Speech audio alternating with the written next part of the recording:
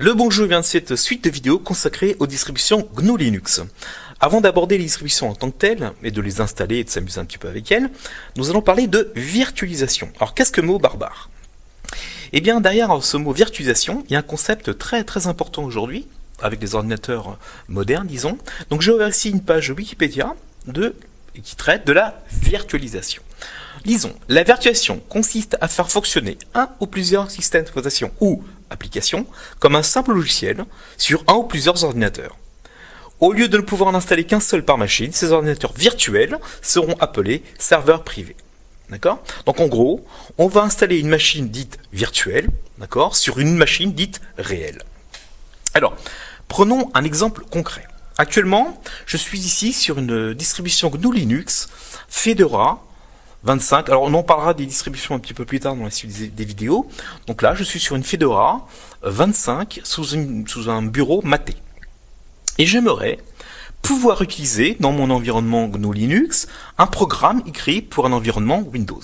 Donc a priori, c'est impossible. Un programme écrit pour Windows ne peut pas s'exécuter sur une application ou sur un environnement Linux.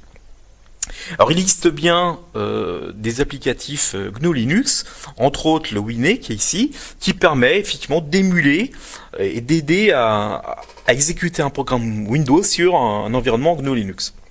Mais parfois ça marche pas bien, enfin bref, c'est pas super.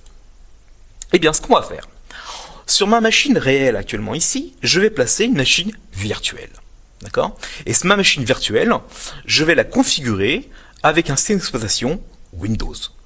Donc la virtualisation, c'est ça. On part d'une machine réelle et par-dessus, on va placer une ou plusieurs machines virtuelles. D'accord ? Alors bien sûr, pour placer ces machines virtuelles, il faut un programme, évidemment. Alors qu'il existe de nombreux programmes de virtualisation. Le plus connu, ceux qu'on utilise le plus souvent, est Oracle VirtualBox. Donc on parlera d'Oracle VirtualBox dans les prochaines vidéos, on verra quoi télécharger et quoi installer. Donc ici, chers amis, j'ai ici Oracle VirtualBox actuellement. Et vous voyez ici, ce qu'on voit ici, ce sont des machines virtuelles. Donc j'ai créé une machine virtuelle au Windows 10, une machine virtuelle sous Debian pour des prochaines vidéos, et Debian sous Plasma et sous GNOME. Bref.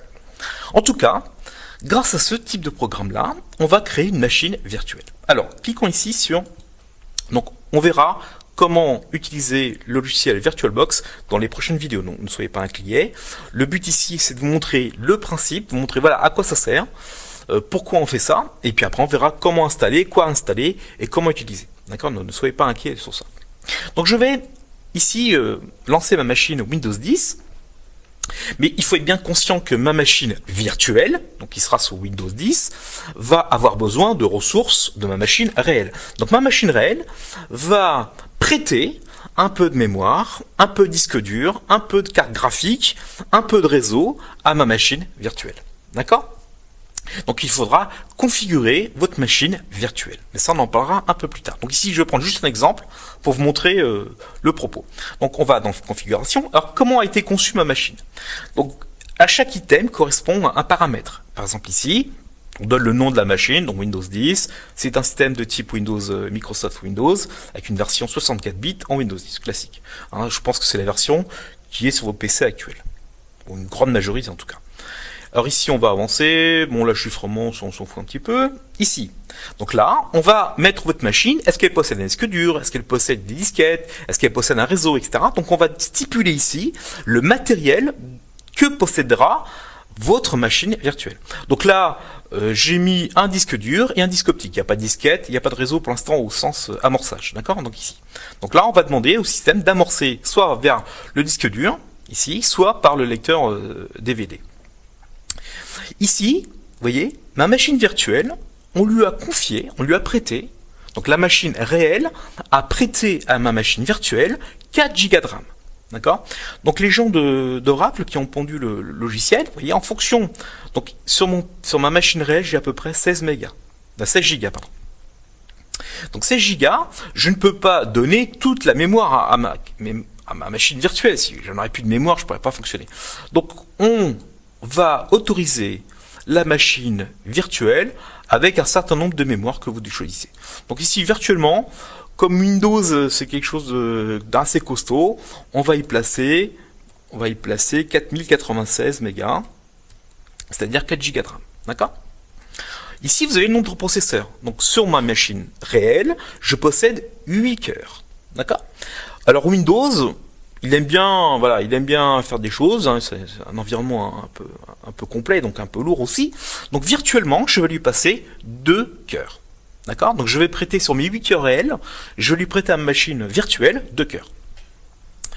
En accélération, donc là, on va activer les paramètres de virtualisation matérielle. Donc, les microprocesseurs ont dans leur conception, dans leur cœur, ils ont des instructions qui permettent de virtualiser.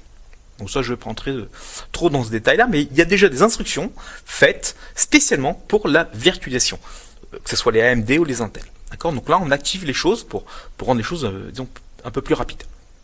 Dans l'affichage, de même, mon machine virtuelle aura besoin de mémoire vidéo, si vous voulez.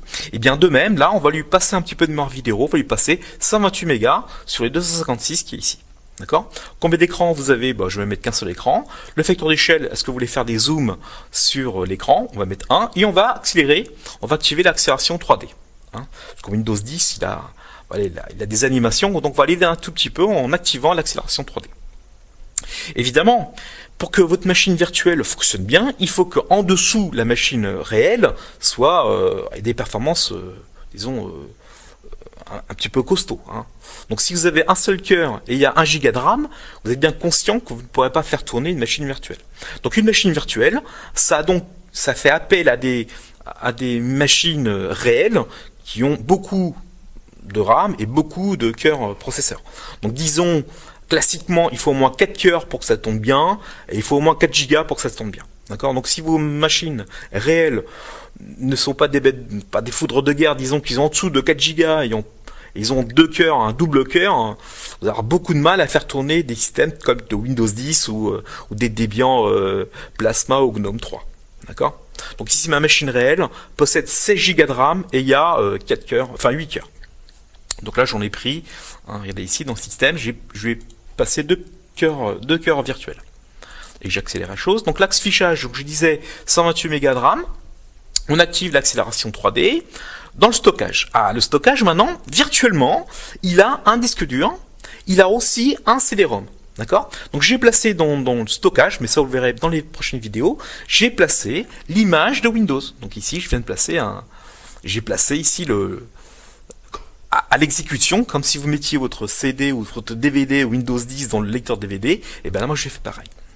De même, on va prêter un peu de ressources son à votre machine virtuelle, et pour ça, on a besoin de contrôleurs.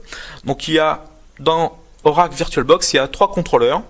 Aujourd'hui, Sound Blaster 16, bon, c'est un peu désuet. Le AC97, il a tendance à moins marcher, donc je prends toujours un tel HD, ça marche plutôt bien. Et là, on parle en pulse audio dans ma Fedora 25. Le réseau, pareil. La machine virtuelle aura accès à Internet à partir de ma machine réelle. Donc, ce qu'on va faire, on va dire, va utiliser ma prise RJ45 ou mon réseau Wi-Fi, eh bien, on va le faire par pont. On va faire une sorte de pont entre ma machine réelle et ma machine virtuelle. Ici, vous voyez, je donne un accès réseau, accès par pont. Et je donne le nom du réseau, donc soit en Wi-Fi, soit en filaire. Donc là, je suis en filaire. D'accord ? Je peux également paramétrer mes ports série, mes ports USB. Donc je peux ici mettre en commun soit des ports série, soit des ports USB. Voilà, donc je viens de créer une machine virtuelle à l'intérieur d'une machine réelle, d'accord, en utilisant quelques ressources de ma machine réelle. Et chose très importante, on a aussi un disque dur. Donc le disque dur, c'est ce qui était ici. Donc le disque dur ici, il possède une taille virtuelle de 128 Go. Alors attention, on n'a pas un deuxième disque dur, on a en fait un disque dur réel, et la machine virtuelle va créer un fichier qui simulera un disque dur de au maximum 128 Go.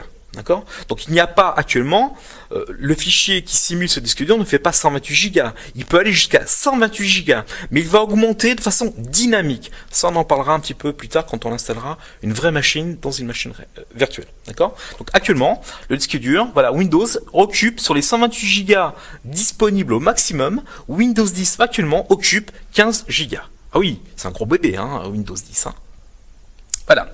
Donc globalement, vous voyez, on installe une machine sur une autre machine. D'accord. Et puis on fait OK. Et là, on va lancer la bête. Donc on lance la chose, donc on va démarrer ma machine virtuelle. Alors, je vais rester comme ça en écran réduit là pour qu'on voit bien la chose. Donc là, il se charge comme si vous aviez un Windows classique qui se chargerait sur une machine réelle. D'accord ? Alors on attend que ça charge, hein, c'est Windows, je vous rappelle. Alors ce que vous voyez ici en bas, donc ici vous avez l'icône, je ne sais pas si vous voyez bien, ici c'est l'icône du disque dur, ici c'est l'icône du réseau. Donc vous voyez que déjà, Windows est en train de chercher je ne sais quoi sur le réseau. D'accord ? Donc effectivement le Windows, d'accord, il est très très gourmand en Internet, je pense qu'il doit renvoyer ou chercher, je ne sais quoi. Mais en tout cas, vous voyez, je n'ai rien fait encore. Je n'ai pas ouvert la moindre fenêtre que déjà Windows est en train de diffuser le réseau. Là. Vous voyez, il cherche je ne sais quoi. Donc on va ouvrir la session. Classiquement, vous voyez, je travaille sous un Windows virtuel qui fonctionne lui sur un Debian ou Fedora ou n'importe quelle distribution GNU Linux réelle. Et voilà. J'obtiens un Windows 10. Alors par exemple, ici on va lancer un logiciel qui n'existe pas sur Linux, qui s'appelle LTSpice, que vous avez fait peut-être OTP. On va ouvrir la chose.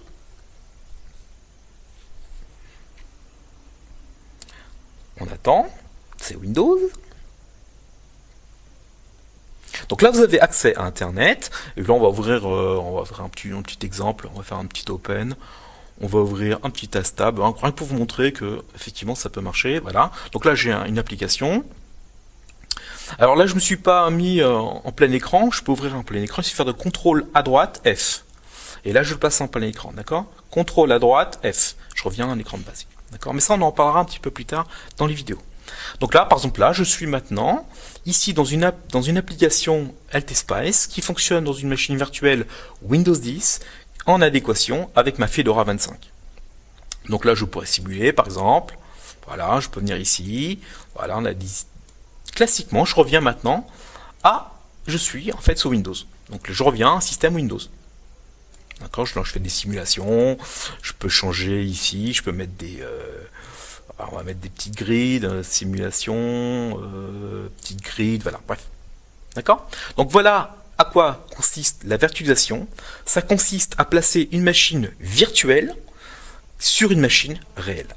Et bien, souvent, quand on teste des distributions Linux, quand on veut mettre en place des choses sous Linux, avant d'installer quoi que ce soit réellement, hein, à côté d'un système Windows ou d'un système macOS, on passe par une virtualisation.